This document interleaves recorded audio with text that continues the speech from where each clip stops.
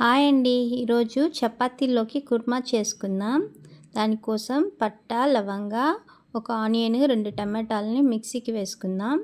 ఒక onion, 2 పచ్చిమిరపకాయలని cut చేసుకున్నాను. గోబీ, ఉల్లగడ్డలు, చిక్కుడు గింజల్ని ఒక విజిల్ ఉడికించి పక్కన పెట్టుకున్నానండి.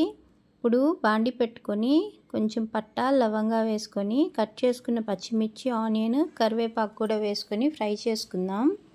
ఇవి కొంచెం ఫ్రై అయ్యాక అల్లం వెల్లుల్లి పేస్ట్ వేసి ఫ్రై చేస్తున్నాను. ఇవి కొంచెం ఫ్రై అయిందండి. ఇప్పుడు మనం మిక్సీకి వేసుకున్న ఆనియన్, టమాటా పేస్ట్ కూడా వేసేసి ఆయిల్లోనే ఫ్రై చేసుకుందామండి. ఇది కొంచెం ఫ్రై అయింది. ఇప్పుడు ధనియాల పొడి వేస్తున్నాను. ఒక స్పూన్ పెరుగు కూడా వేసుకొని కలుపుకుందామండి. బాగా ఫ్రై అయింది. ఇప్పుడు కొంచెం పసుపు, 2 స్పూన్లు కారం వేసి బాగా ఫ్రై చేద్దాం. ఆయిల్ బయటకు వచ్చేసింది చూసారా. ఇప్పుడు మనం ఉడికించి పెట్టుకున్న చిక్కుడు గింజలు, క్యాలీఫ్లవరు, ఆలు కూడా వేసేసుకుందామండి.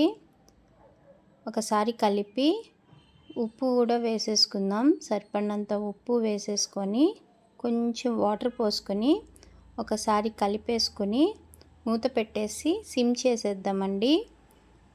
ఇలా ఆయిల్ బయటకు వచ్చేస్తే ఆలు కుర్మా రెడీ అయిపోయినట్టే. చపాతీలోకి సూపర్గా ఉంటుంది. ట్రై చేయండి.